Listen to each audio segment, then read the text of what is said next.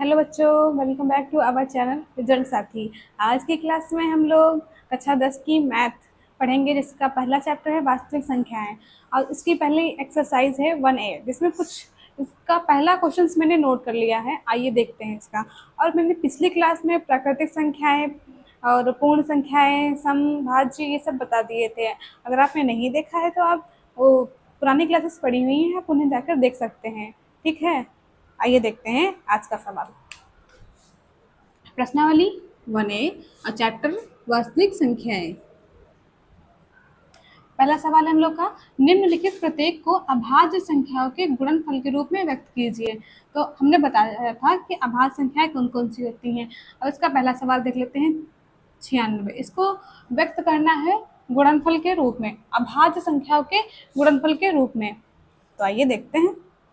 फिलहाल मतलब जो ये सवाल है, ये हम लोग कक्षा 6, 7, 8 में पढ़े हुए हैं। बस इतना है कि हम लोग भूल गए हैं। तो आइए फिर से याद दिलाते हैं इनको।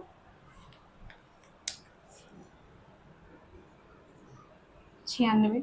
देखो, सबसे पहले हमको इसमें छोटी संख्या से देखना है कि ये जाएगा कि नहीं जाएगा। छोटी संख्या मतलब 2। अगर 2 से नहीं कटेगा तो हम लोग 3 पे जाएंगे, 3 से नहीं कटेगा तो 4 पे चले जाएंगे। अब देखते हैं 2 से एक बार चेक करके। देखो, 2 चक्कू 8।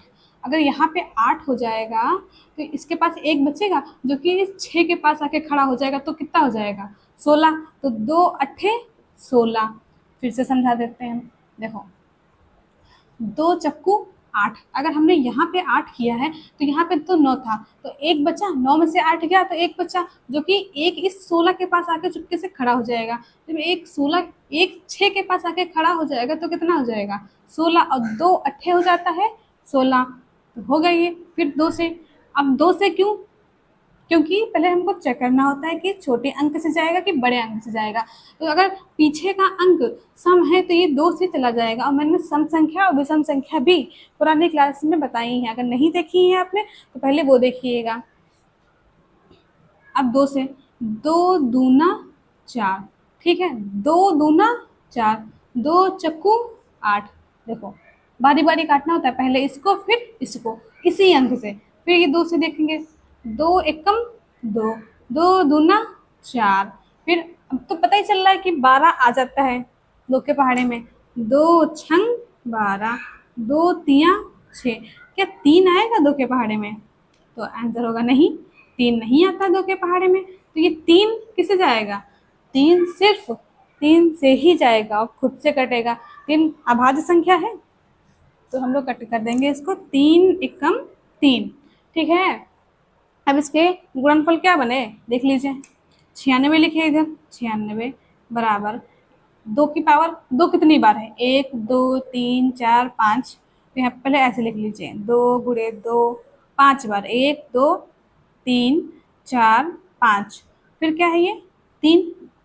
अब देखो, अच्छा, अगर एक ऐसे अंक लिखा हो, ठीक है, इसके ऊपर एक घात रहती है, ठीक है, यहाँ पर एक घात, यहाँ इसके पास भी एक है, इसके पास भी एक है, इसके पास एक भी है, सबके पास एक एक एक एक है। अब हाँ, आपने पढ़ा होगा कि गुणे में घातें जुड़ जाती है, ये इसकी घात है, जिसे हम लोग पावर भी बोल देते हैं, 2 की पावर 1। ठीक, इन सबके पास एक एक है, तो जोड़ो कितने हो गए? 1, 2, 3, 4, 5। 2 की घात 5 गुणे 3, 96। यही इसका आंसर हो गया। समझ में आया होगा। इसी तरह सेम, इसी तरह हम लोग 84 का करेंगे। जो 96 में नहीं समझ में आया वो 84 में समझ लेंगे। देखो,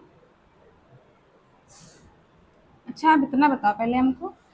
देखो, इसके पीछे का अंक तो 84 लिखा हुआ है, 4 2 से कटेगा कि नहीं? तो 2 के तो पहाड़े में आता है और 4 2 से कट जाएगा। अब 4 हम लोग की सम संख्या भी है। 2 चक्कू 8, पहले इसको काटा, 2 चक्कू 8, 2 दूना 4। फिर 2 से, 2 दूना 4, 2 एकम 2। क्या 21 कटेगा 2 से? 21 2 के पहाड़े में आता है? बताइए, 2 के पहाड़े में 21 नहीं आता है। तो ये किससे जाएगा? अब 2 से तो कट नहीं सकता, तो हम लोग 2 के अगले वाले अंक पर जाएंगे, 2 से अब 3 पर जाएंगे। तो तीनों सत्ते 21। क्या 7 किसी से कट जाता है? तो हाँ, 7 स्वयं से और 1 से कटता है। तो हम लोग 7 एकम 7 हो गया ये। अब हम लोग ऐसे, जैसे यहाँ पे 96 लिखा था, सेम ऐसे ही 84 लिखेंगे। 84 बराबर, अब 2 × 2 × 3 × 7, 2 × 2 × 3 × 7।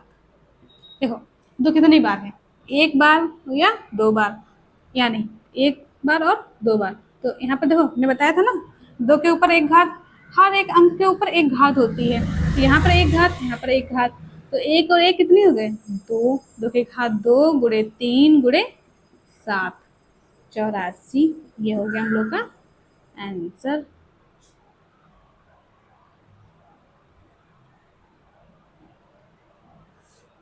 अगला है 150 या 150। अब देखो, अब बच्चे कहेंगे इसमें तो मैम जीरो है, अब कैसे पता चलेगा जीरो कटेगा 2 से कि नहीं? तो देखो जीरो, 2 × 5 = 10 होता है, 2 × 5 = 10, ठीक है। इसमें लास्ट में क्या आता है, जीरो। अगर जीरो आता है अंक के लास्ट में, ठीक है, तो वो 2 से डिवाइड हो जाएगा और 5 से भी डिवाइड हो जाएगा, क्योंकि 5 दूना भी 10 होता है। 5 के पहाड़े में भी इधर लास्ट में जीरो आता है। तो आइए समझते हैं हम लोग।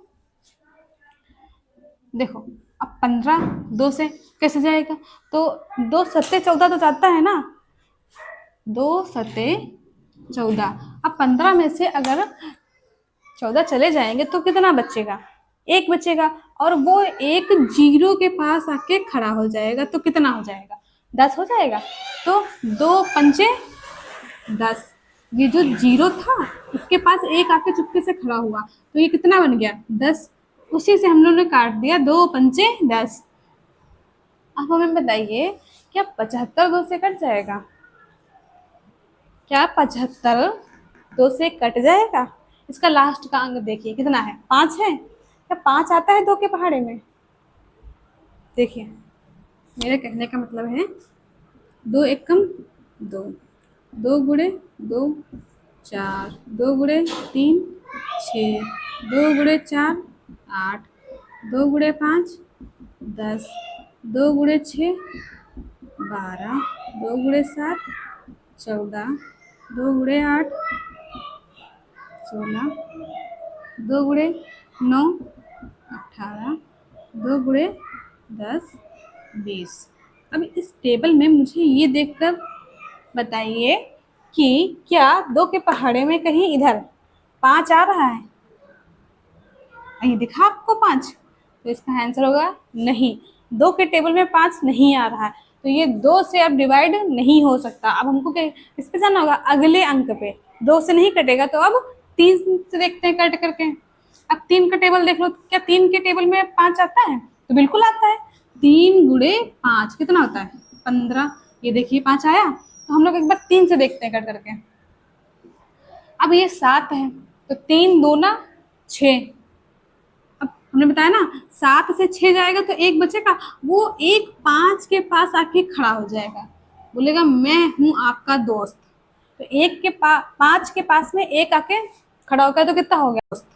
तो एक के 5 के पास में एक आके खड़ा होगा तो कितना हो गया, 15। 15 तो 3 से कट सकता है ना, 3 × 5 = 15, कट गया।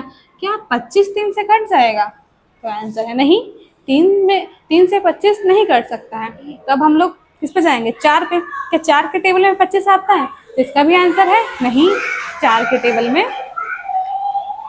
25 नहीं आता है। लेकिन 5 के टेबल में 25 आता है।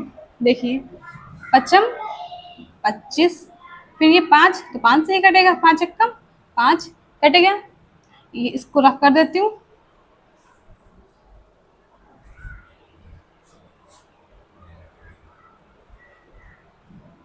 जैसे इधर हम लोग ने 96 बराबर इतना लिखा था, वैसे हम लोग 84 बराबर इधर लिखा था, वैसे 150 बराबर कितना है इसमें, 2 × 3 × 5 × 5। 5 कितनी बार है इसमें, हम लोग ऐसे बता सकते हैं कि 5 है 2 बार। तो 5 की घात कितनी हो जाएंगी, 2। 2 × 3 × 5 की घात 2, ये इसके फैक्टर हो गए, ठीक है। और अभाज्य संख्याएं तो आपको पता ही होंगी, या आप कहें तो वैसे बता देती हूँ अभाज्य संख्याएं। बताइए मुझे अभाज्य संख्या, यहाँ पे लिख देती हूँ संख्या, वे संख्याएं जो जो वे संख्याएं जो खुद से और एक से कटने के अतिरिक्त अन्य और संख्या से भी कट जाती हैं, जैसे 4, 6, 8। देखो 4 हम लोग ये 2 से भी कट जाएगी, ठीक है, 1 से भी कट जाएगी और ये खुद से भी कट जाएगी। 6 2 से तो कटेगी ही, 3 से भी कटेगी और 1 से तो कटती ही है और खुद से भी कट जाएगी। ऐसे ही 8, देखो 1 से तो कटने ही कटना है, 1 के टेबल में आती है ना 8, 1 से कट जाएगी, 2 से कट जाएगी, 4 से कट जाएगी और एक खुद से तो कटेगी ही, 8 एकम 8। ये होती है हमारी भाज्य संख्या, जो एक संख्या या एक से ज़्यादा संख्या से कट जाती हैं। जैसे कि देखो इसमें कितनी संख्या है, 1 2 3, 3 संख्याओं से कट रही है, 1 2 3 4, 4 संख्याओं से कट रही। लेकिन अभाज्य संख्या ये सिर्फ खुद से और एक से कटती हैं, ठीक है। अभाज्य संख्याएं वो संख्याएं, ऐसे समझ लो जैसे घर में कोई छोटा बच्चा होता है ना, वो कहता है मैं मम्मी के ही हाथ से खाना खाऊंगा और किसी के हाथ से खाना नहीं खाऊंगा, तो सेम वैसे ही अभाज्य संख्या है, ढीठ संख्या है बोल दो इनको। ये खुद से और एक से ही कट सकती हैं, जैसे कि 2 किसी के टेबल में आता है, 2 एक के टेबल में आता है और 2 खुद की टेबल में आता है, तो ये 1 से और 2 से सिर्फ 2 संख्याओं से ही कट सकता है। यही इसकी परिभाषा भी है कि 1 से और स्वयं से ही कटे, जैसे 3, 5 और 7, 8 कट जाएगा, 9 भी कट जाएगा, 10 भी कट जाएगा, 11, 12 भी कट जाता है, 13, 14 भी कट जाता है, 15, 16, 17 नहीं आता है किसी के टेबल में, ये खुद से और सिर्फ 1 से कटेगा। 18 कट जाता है, ये 19, 20 भी कट जाता है, 21 भी कटता है, 22 भी कटता है। अगला है नंबर 23। ऐसे और भी आगे नंबर हो जाएंगे। आप इतना समझिए कि अभाज्य संख्याएं सिर्फ खुद से और 1 से कटती हैं और किसी से नहीं कटती हैं। तो ये सभी ध्यान से देखिए इनको, जो ये निकली हैं, क्या ये अभाज्य नहीं है? ये इधर देखिए 2, क्या 2 किसी से कटता है? 2 तो अभाज्य है। 3 ये भी अभाज्य है। 7 ये भी अभाज्य है। सारे ये अभाज्य ही संख्याओं के गुणनफल हैं। यही तो कहा है, प्रत्येक को अभाज्य संख्याओं के गुणनफल के रूप में व्यक्त कीजिए, तो वही है ये। देखो ये भी अभाज्य है, ये भी अभाज्य, ये भी अभाज्य, ये भी अभाज्य, सारी अभाज्य संख्या ही हैं। अभाज्य संख्याओं के ही गुणनफल के रूप में इनको व्यक्त किया गया है। अब अगला देखते हैं सवाल। आप लोग समझ गए ना भाज्य और अभाज्य? इसको थोड़ा रफ कर देती हूँ।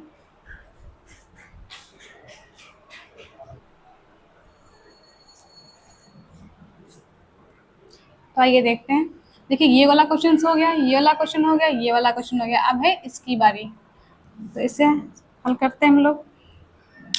आप लोगों को कठिन नहीं लग रहा होगा, ये हम लोग छोटे क्लास में भी कर चुके हैं। 240,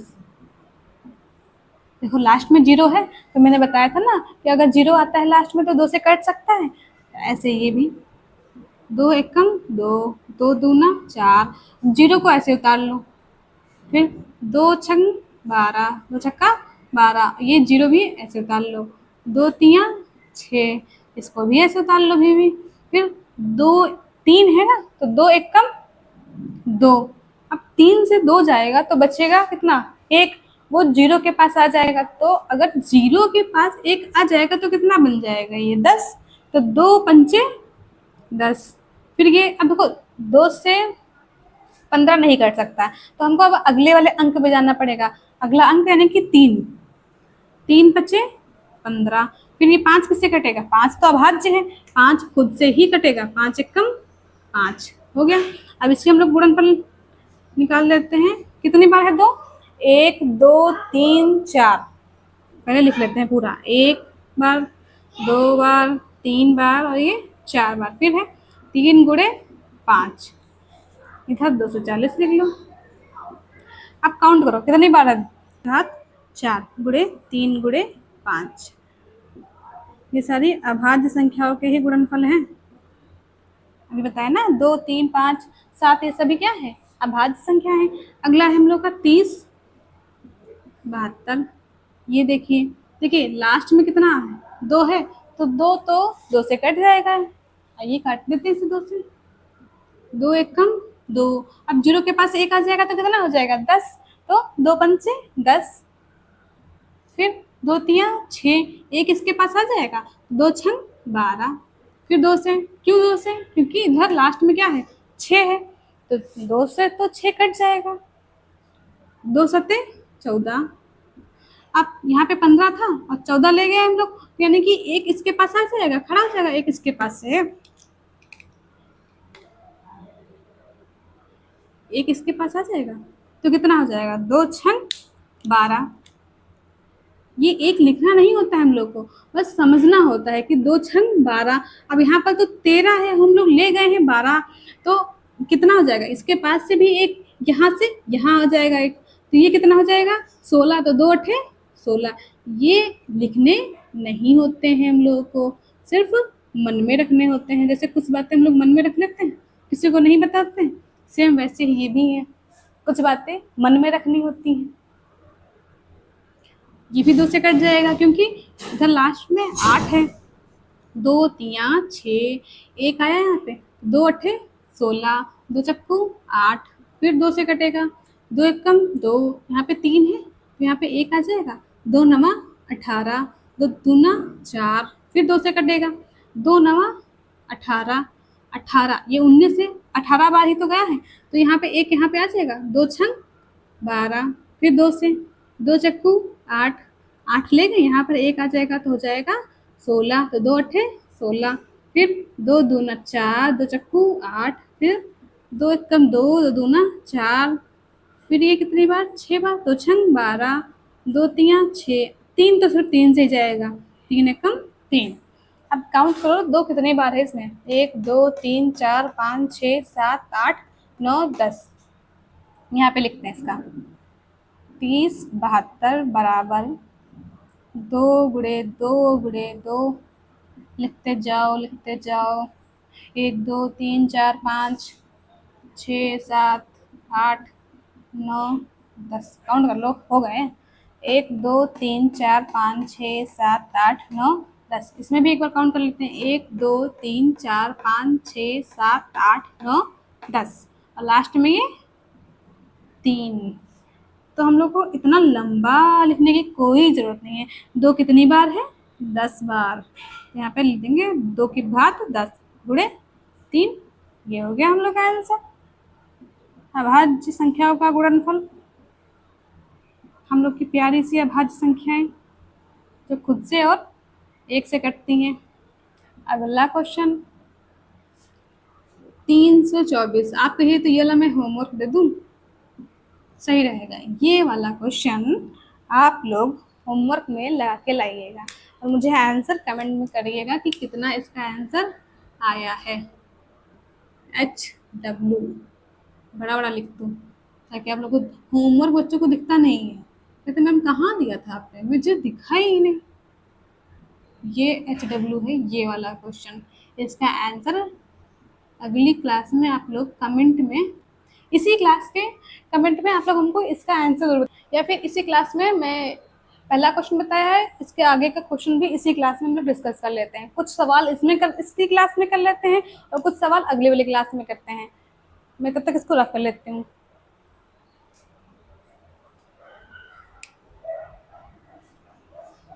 तो आइए समझते हैं अगला क्वेश्चन नंबर 2। इसमें कह रहा है दिखाइए कि 7 गुणे 11 गुणे 13 प्लस 13 और 7 गुणे 6 गुणे 5 गुणे 4 गुणे 3 गुणे 2 गुणे 1 और प्लस 5 भाज्य संख्या है। इसमें हमें दिखाना, ये नंबर हम लोग यहाँ नोट करते हैं, 7 गुणे 11 गुणे 13 प्लस 13। अब देखो यहाँ इधर भी 13 है और यहाँ पर भी 13 है, तो हम लोग यहाँ से और यहाँ से 13 कॉमन ले लेंगे, तो अंदर बचेगा 7 गुणे 11। देखो जब कोई नंबर हम लोग कॉमन लेते हैं तो उसकी जगह पर सिर्फ 1 बचता है, सिर्फ 1। देखो यहाँ का 13 चला गया तो गुणा 1, तो गुणा एक लिखने का कोई मतलब ही नहीं। किसी संख्या में अगर हम लोग एक से गुणा करें, जैसे 2 गुणा 1 तो कितना आ जाएगा, 2 ही आएगा। तो एक लिखने का कोई मतलब ही नहीं है। तो यहाँ हम लोग 13 को हम लोगों ने बाहर ले लिया, अब प्लस लगा लिया, इसकी जगह पे लिखेंगे 1। देखो 13 गुणे 13, इन दोनों के बीच भी गुणे का साइन रहता है। 11 गुणे 7 यानी 7 गुणे 11 77 प्लस 1। देखो जो ये संख्या है, ये इतनी संख्या, ये पूरी संख्या, इस हमको इसमें दिखाना है कि ये भाज्य है कि नहीं। अगर इसके फैक्टर एक से ज्यादा निकल आते हैं तो वो भाज्य संख्या है। तो देखो ये इतनी संख्या थी, इसको हम लोग ऐसे लिख लेते हैं 13, इन दोनों के बीच कौन सा साइन है, गुणे का साइन, तो हमने गुणा लगा दिया है। और ब्रैकेट हटा देंगे क्योंकि 77 में 1 जोड़ेंगे तो कितना हो जाएगा, 78। ठीक, अब देखो इसके ये 2 फैक्टर निकले हैं, हम लोग चाहें तो भी 78 के भी फैक्टर निकाल सकते हैं। अभी पिछले तो क्वेश्चन में देखा था हम लोगों ने, 2 एकम 2 तिया 6, 2 नवा 18। अब देखो 39 तो नहीं कटेगा 2 से, अब 3 से ले चलते हैं इसको, 3 एकम 3, 3 तिया 9, 13 से कट जाएगा ये। ठीक, इसको हम लोग लिख सकते हैं 13 गुणे 2 गुणे 3 गुणे 13। अब देखो इस पूरे संख्या के ये फैक्टर निकले हैं। अगर फैक्टर निकल आते हैं तो ये भाज्य संख्या है। तो हम लोग लिख देते हैं, इसको रफ कर देते हैं पहले।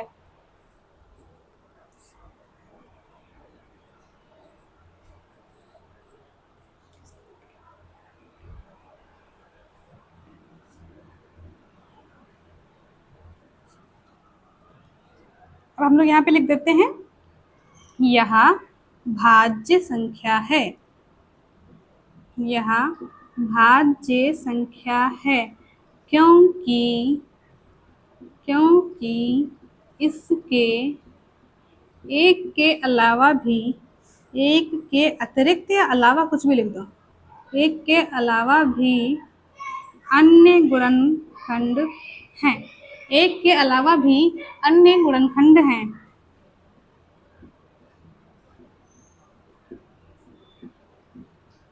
ठीक है, सेम ऐसे ये वाले भी, देखो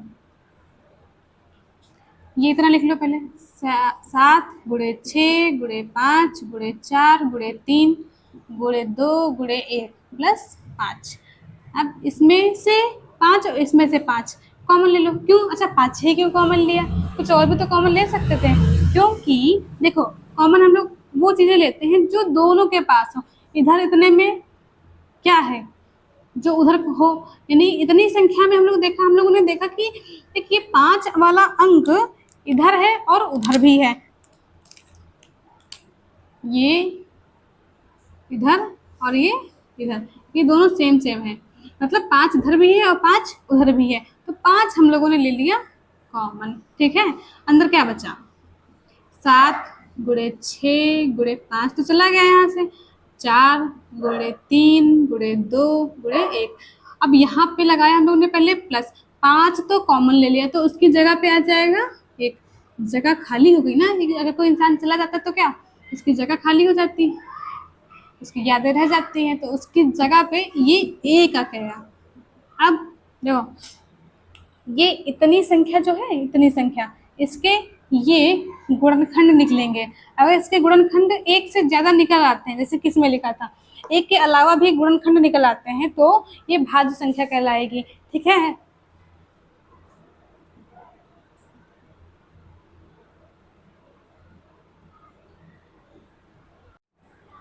देखिए इसकी मल्टीप्लाई करेंगे हम लोग, अगर इसकी मल्टीप्लाई करेंगे तो आ जाएगा 1008 प्लस 1, इसको जोड़ दो, 5 गुणे 1000 में 1008 में 1 जोड़ेंगे तो कितना आ जाएगा 1009। अब देखो ये इतनी संख्या के एक से अधिक गुणनखंड निकले हैं, तो यह भी भाज्य संख्या है। जैसे इधर लिखा है, इधर यह भाज्य संख्या है क्योंकि इसके एक के अलावा भी अन्य गुणनखंड है। सेम ऐसे ही इसमें भी लिख देंगे हम लोग, यह भाज्य संख्या है, यह भाज्य संख्या है क्योंकि इसके एक के अलावा भी राइटिंग थोड़ी गंदी है, उस पर फोकस ना करें। एक के अलावा भी अन्य गुणनखंड हैं, अन्य गुणनखंड हैं।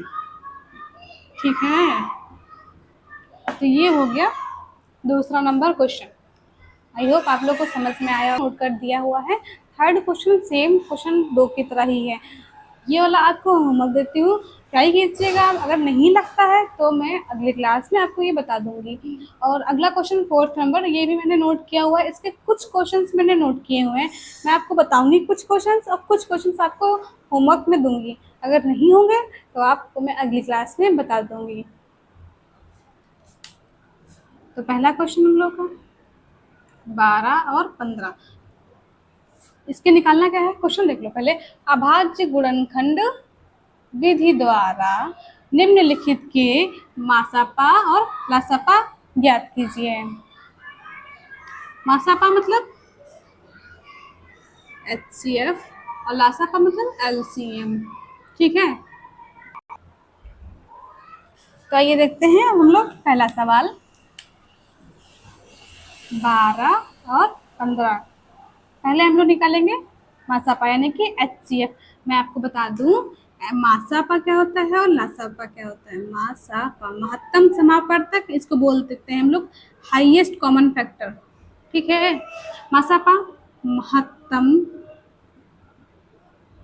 समापवर्तक, समापवर्तक। ठीक है, और लासापा, लासापा इसको बोलते हैं हम लोग LCM, लीस्ट कॉमन मल्टीपल। इसको लासापा को हम लोग पूरा बोलते हैं लघुत्तम समापवर्तक।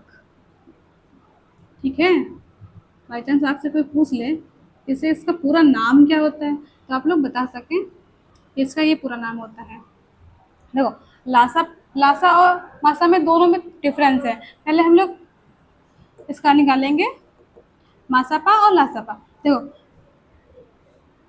इसे डिवाइड करो, ये कितने से डिवाइड होगा। पहले क्वेश्चन में मैंने बताया था कि 96 को तो डिवाइड किया था, सेम वैसे ही इसको भी डिवाइड करना है। देखो, 2 छंग 12, 2 तियाँ 6, 3 एकम 3 हो गया। 15 को डिवाइड कर दो ऐसे ही, 3 पचे 15, 5 एकम 5। ठीक है, मैंने इसके फैक्टर कर दिए हैं। आइए देखते हैं इसका पहले HCF, किसका 12 और 15 का HCF, 12 15 का। देखो, पहले हम लोग ऐसे लिख लेते हैं यहाँ पर, एक मिनट इसको रफ कर देते हैं। यहाँ पे लिख लेते हैं 12 और 15, इनके गुणनखंड क्या निकले हैं। 12 का निकला है 2 गुणे 2 गुणे 3, और इसका निकला है 3 गुणे 5। ठीक है, अब हम लोग देखते हैं HCF, इधर लिख देते हैं HCF 12 और 15 का। देखो, HCF में हम लोग को देखना होता है कॉमन क्या है इसमें और इसमें, इतने में ये देखो ऊपर वाली संख्याओं में और नीचे वाली संख्याओं में कॉमन क्या है। इसमें और इसमें देखना है कौन सी संख्या है जो कॉमन है। कॉमन मतलब जो ऊपर भी है और नीचे भी है। देखो तो क्या 2 है, 2 ऊपर है तो क्या 2 नीचे है, नहीं है नीचे, तो ये कॉमन नहीं है। 3, क्या 3 ऊपर है तो क्या 3 नीचे है, हाँ है, तो यह कॉमन है, यानी कि ये ऐसे बनेगा 3। तो HCF हम लोग का आ जाएगा 3। और जो लासा होता है, लासा में सब कुछ लिख देते हैं ऐसे। देखो, LCM 12 और 15 का। देखो, कॉमन तो लिखना ही लिखना है, जो बचे उसके अलावा, जैसे ये बचा था और ये बचा था, नीचे ये बचा था 5, कॉमन तो लिखना ही है। कॉमन सिर्फ एक ही बार लिखना है, कॉमन तो लिखना है, उसके साथ में जो बच जाए वो सब लिख देना है। जैसे 2 गुणे 2 गुणे 5, और ये कॉमन एक बार 3। इसकी मल्टीप्लाई करो, कितना आ जाएगा, 2 दूना 4, 4 पंचे 20, 20 तियाँ 60, यानी कि हम लोग का लासा कितना आ गया 60, और मासा कितना आ गया 3। अब देखो अपना होमवर्क, जो ये वाला क्वेश्चन है दूसरा नंबर, और ये तीसरा नंबर, 20 और 25, 28 और 42, इन दोनों को आपको करना है HW में। इसका आंसर आप हमें कमेंट में बताइएगा कितना आया है। अगर नहीं समझ में आएगा तो भी बताइएगा। ठीक है, तो आज की क्लास में इतने रखते हैं, मिलते हैं अगली क्लास में इसके आगे के प्रश्नों के साथ।